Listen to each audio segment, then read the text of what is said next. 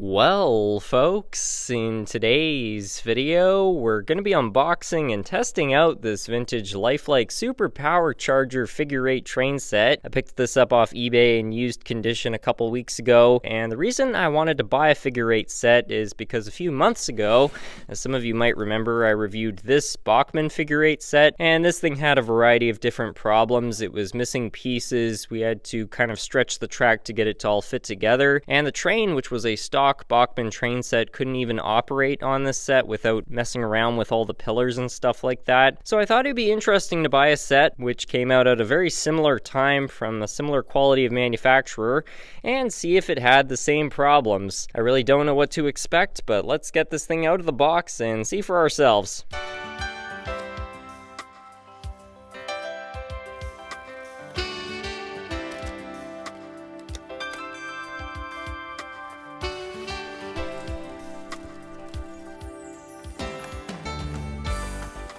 So here's the set in detail, and you just gotta love the vintage box artwork. They really did a great job back in the day of making these sets look exciting. The locomotive looks big and powerful, and it's moving fast, and there's a ton of other stuff going on in and amongst all the different things which the set actually includes inside. Even the name, the Super Power Charger, really doesn't get any more hardcore than that. Now I found out you could buy one of these sets with your $2,005 for about 125 bucks. If you factor in inflation, the price difference between this set and buying one of these plus a starter set to go with it would be about $45. I also deducted the cost of this oval right here since we are comparing two different train sets to a single train set which has the same stuff. Now granted, the Bachmann set of the same time period did have knuckle couplers and a locomotive with all-wheel drive and slightly better detail in my opinion. Whether or not that makes the other $45 worth it, I don't really know, but let's get this thing out of the box and see if we can make it work. Overall, everything doesn't appear too bad, but this set was used, so you can see we're missing some wheels and details here and there. But there were some other things in here which almost look like they were never opened, so it's kind of nice. As for assembly, we've got power lock track, and this has a bit of a mixed reputation for not always going together super evenly. However, it is a joinerless track system, which means at least you don't have the grief of rail joiners wearing out or misaligning them. Anyway, let's try to put this whole track system together.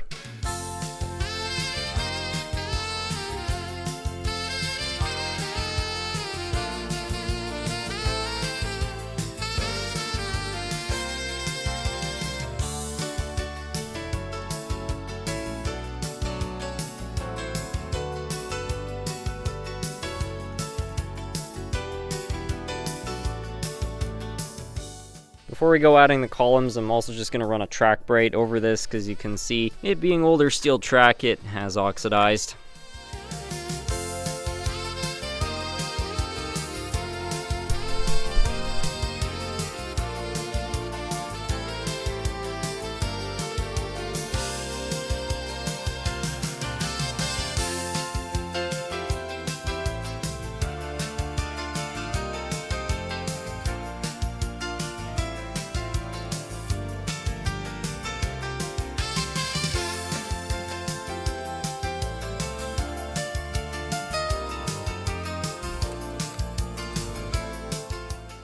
So I think at this point the set is all ready for testing here. We just need to load up our train. Now there are a few cars which are missing their wheel sets, so I'm gonna have to go through my spare parts bin and see if I can find some things for those. I also suspect that this guy is gonna fight us a little bit on startup. Almost all the old lifelikes do because of their older brass wheels. But once you get them moving, they're usually fine. So let's set everything up and see what we can do here.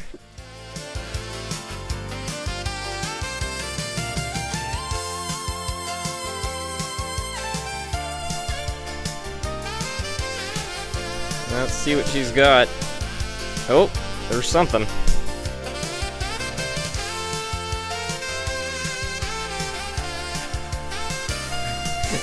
There we go.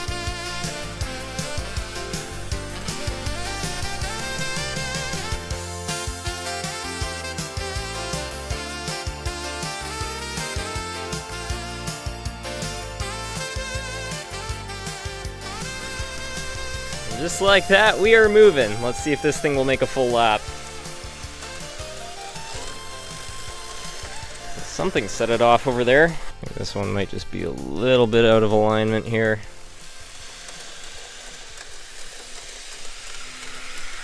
Well, she's really cooking now.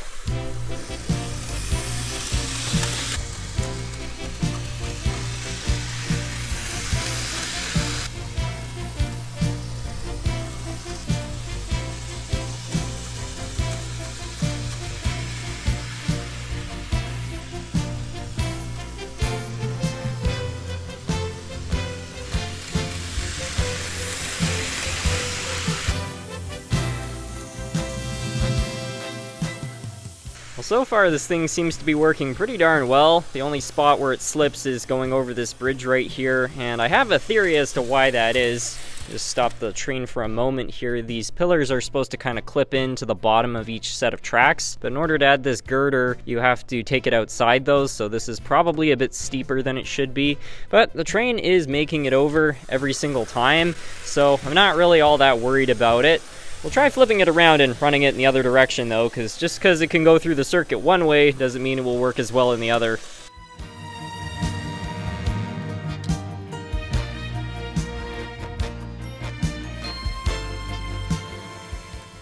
Well, it does seem to be able to go up this side as well, although the first time without the momentum it was struggling a little bit in that corner.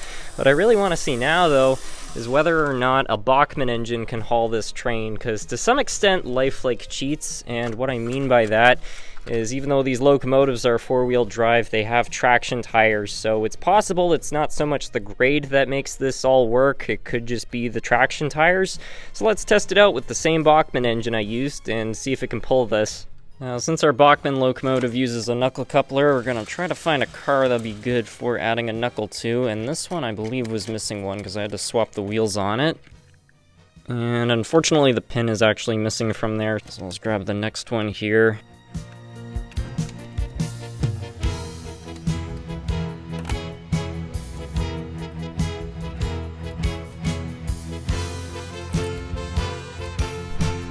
Okay, let's see if she'll do it.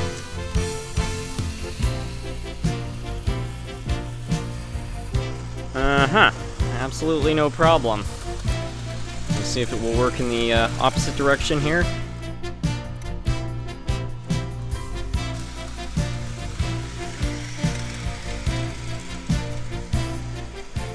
So it is slipping a little bit in the same corner that the Lifelike was, but not as bad as it was on its own layout, and it's also hauling more cars, so even a Bachmann engine seems to run better on a Lifelike layout. And just to make sure the performance difference doesn't have anything to do with the cars potentially being lighter, I've set up the locomotive with the same 5 cars I was able to get working on the Bachmann layout, but only after I had reduced the grade quite a bit. So we'll give it some power and see if it can climb with these. I think a couple of them are probably heavier, but I still think it's going to be able to do it. And yeah, it's slipping a little bit, but no problem. Now, I have some theories as to why this train seems to work fine with this set without any modifications. Starting off with the fact that this bridge height is a little bit lower than the Bachmann. Now, the Bachmann set is MNRA compliant. This isn't, but this gauge assumes you're going to be running double stack cars, and those wouldn't work with the radiuses of curves anyway, so it's not really a problem in my opinion. And the benefit to having a little bit of a lower bridge, it just means that the overall grade is divided over a greater area because it doesn't have to climb as high, and it's still tall enough that even this dome car right here can sail through without any problems. Another observation is that the Bachmann set only has 14 piers, whereas the Lifelike one has 16, and again that's over a lesser height, so I think the grade is overall just a lot more gentle, which is probably why this locomotive was able to haul this train up the same grade without any problems. And then another feature which I think helps the Lifelike set run a little bit better is the track. Now if we look at both sets, you can see that the Lifelike set has a grand total of 26 pieces of track, and the Bachmann set has 24. The Lifelike set has 8 pieces of straight track, and the Bachmann has 4 pieces of straight track. So even though there's double the amount of straight track, they were able to remove a couple curves by building this a little bit longer,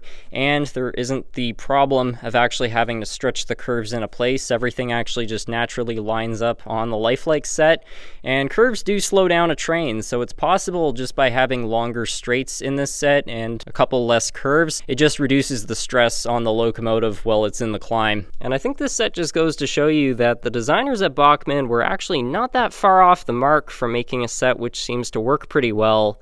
If they included 4 more pieces of straight track, removed 2 curves, added some extra columns, and reduced the overall height of the layout, I think they could have avoided a lot of problems that this set seems to have.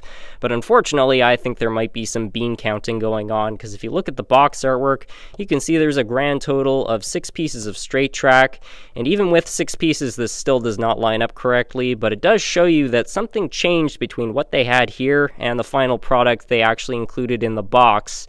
They were also trying to make this thing MNRA height compliant, which adds its own list of problems because you're making this a lot steeper in a much shorter area than the lifelike set since there's less overall track, and that comes at the cost of how many cars your locomotive can actually haul up the grade. Now, unfortunately, Lifelike as a brand is no longer with us, which is too bad because I think for what they were selling these sets for in 2005, this is a pretty darn cool thing. I know it's not the highest quality, and I did have a little bit of trouble getting a few of these pieces of track together, and you see in the detail of the locomotive and how it sounds that this is not super high quality stuff. But other than those couple problems, it seemed to work pretty darn well. It actually gave me a lot less trouble than I was expecting. And there's a lot of added detail here, like the girders over the bridge and the working roadway crossing, as well as some scenery just to help liven up the layout, and a whole variety of different cars, which I think make this set exciting, and it's something I wish modern starter sets had. However, all hope is not lost because Lifelike used standard radius curves, so you've got 18R on the outside and 9-inch straights, which means you can actually recreate this set using Bachmann track if you really want to, or if you really want to be daring, you can actually build it using Kato unit track, roughly based on a set made over 20 years ago. Anyways, I hope you all enjoyed, and with that, I'd like to thank you all so much for watching.